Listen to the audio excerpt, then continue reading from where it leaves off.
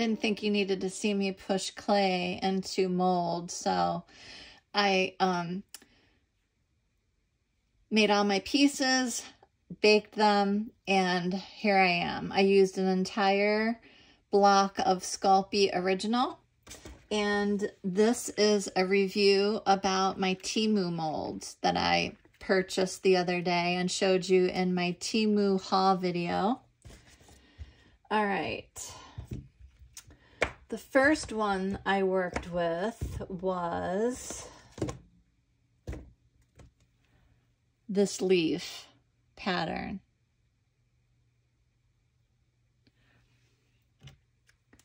And these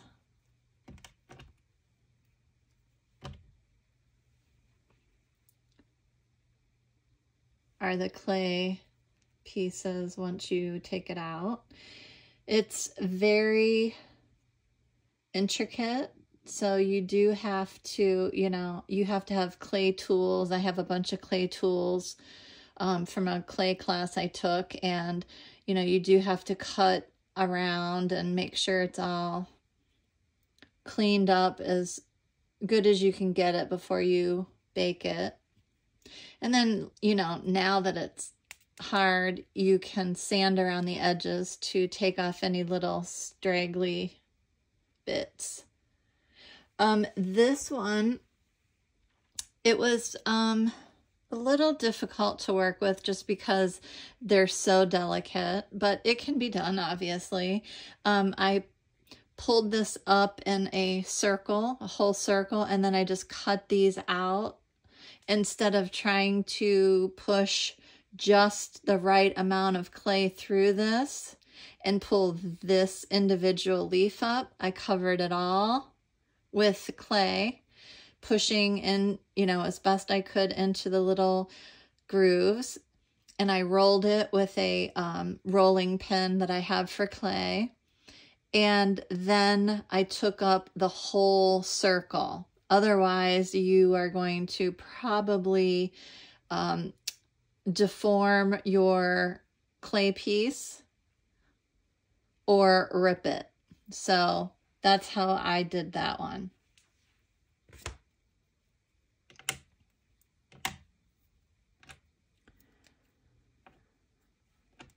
Okay, the next one that I worked with, which is one of my favorites, is this clay mold. And these are the pieces that came from it. Very detailed, very, very, very cool looking. I mean, these look like real leaves and flowers.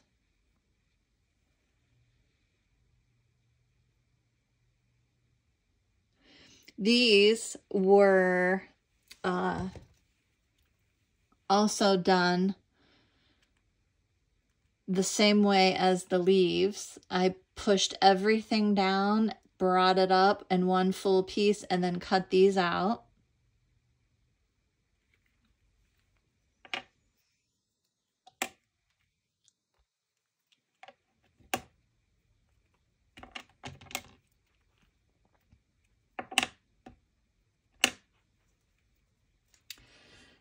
And as I went along, I thought, what would it look like if I did individual pulls and left some of the clay around it as more of like an organic look? And I love this look. This almost reminds me of a wax seal with a flower in it.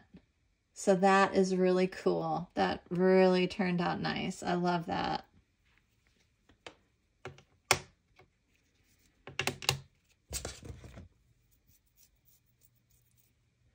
I did the same thing with the butterflies.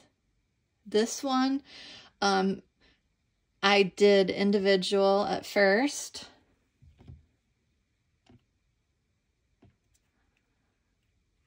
And as I was working on it, I came up with like a way I want to use this. And one is you're kind of still stuck, and then you're flying getting out of that mold, and now you're free. So that's a little teeny baby butterfly. And that was, this was all pulled up, these were cut out, and this one was left in to make it look like the butterfly's coming up out. And I thought that that would be pretty on a book cover for a journal. These three I left, or four, I left whole. Still look gorgeous. And these are a lot easier to work with this way. If you just want to leave them in, you know, you just push them down and pop them off and bake them. And I still think they look really neat. Okay. And then there was this little cactus mold.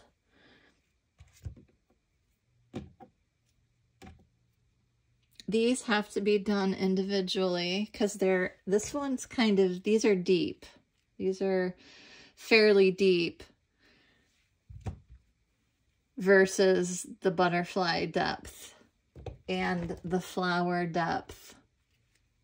So these I did individually, and then I just trimmed them well. And then you can I'll take a little nail file or something and just clean up the edges as I go to use them. And the pot says sunny day. Those are very cute.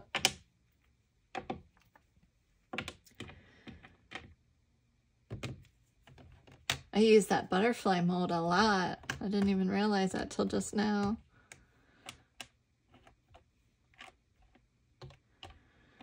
So it looks like the butterfly mold and this mold are the most used.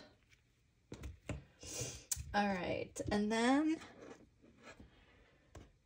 I used the lock and key mold.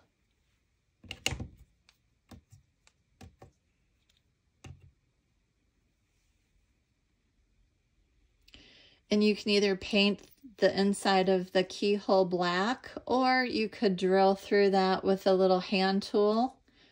I'll probably just paint it black. It was very hard to get this key out and make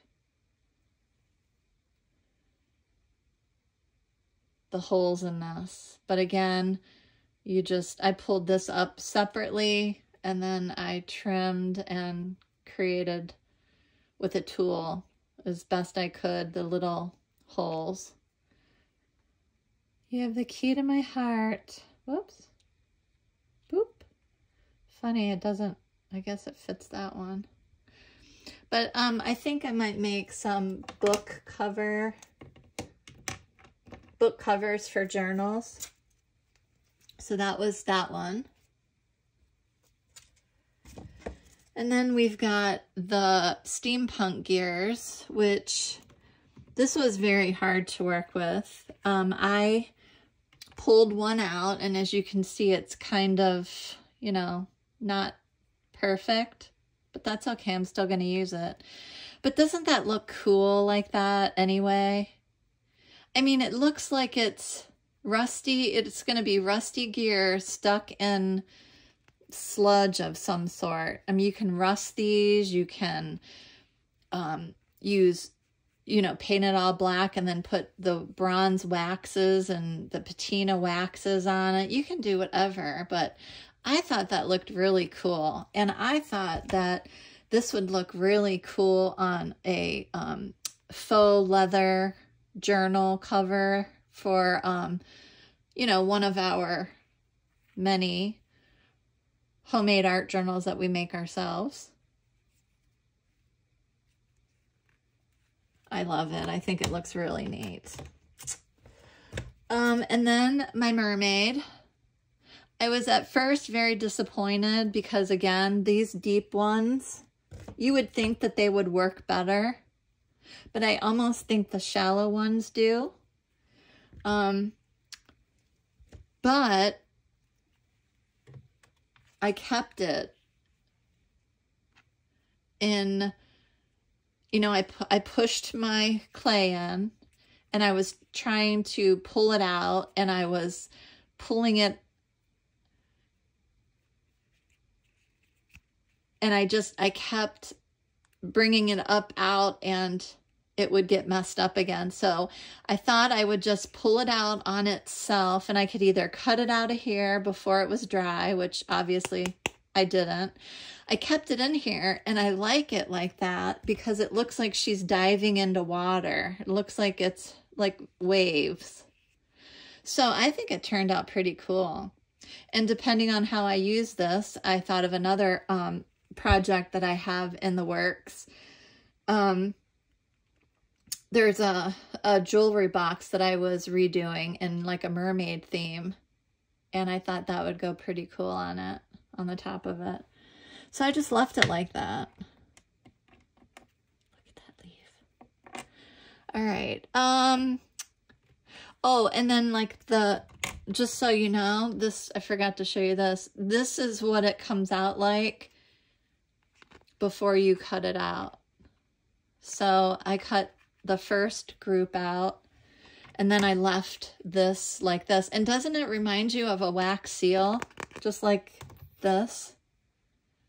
I think they look really, I prefer them to look like this. You can do so much with that. I'm so excited. Now this is the biggest letdown, the Halloween one. These are way too small and deep to do anything with. So I would think that this would be truly for fondant. This broom, I couldn't, the clay stayed inside the handle, or the broom handle stayed inside of the mold.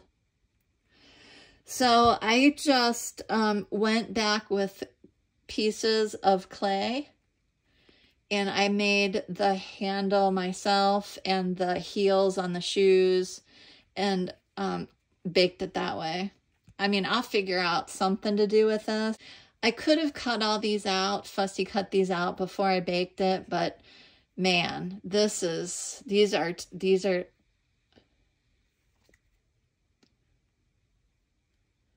littler than the top of my finger. Let's see.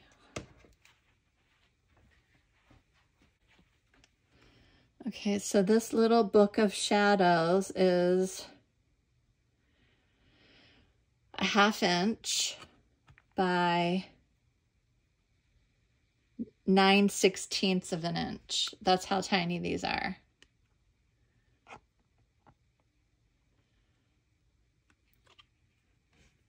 I mean, maybe they're for earrings or a pendant or something. I don't know, but I was a little disappointed because I wanted them to come out in separate. Oh well, can't get everything right. All right. Oh, and these are just old molds.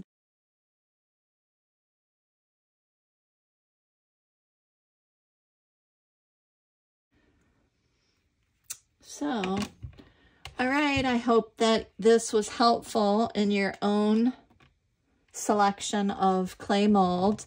I don't think you'll be disappointed with any of them. I mean, even this is cute. But that's it. That's my review. All of these molds work very well. And of course, you'll have your favorites like I do, which is this one. And this one.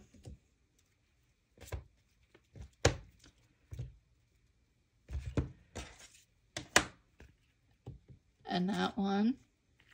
So I don't think you can go wrong with a Temu order of clay molds. So I'll eventually come back to these and paint them and think up a project on what to do with them, hopefully soon. Okay. Thanks for watching. I hope to see you in the next video. Bye.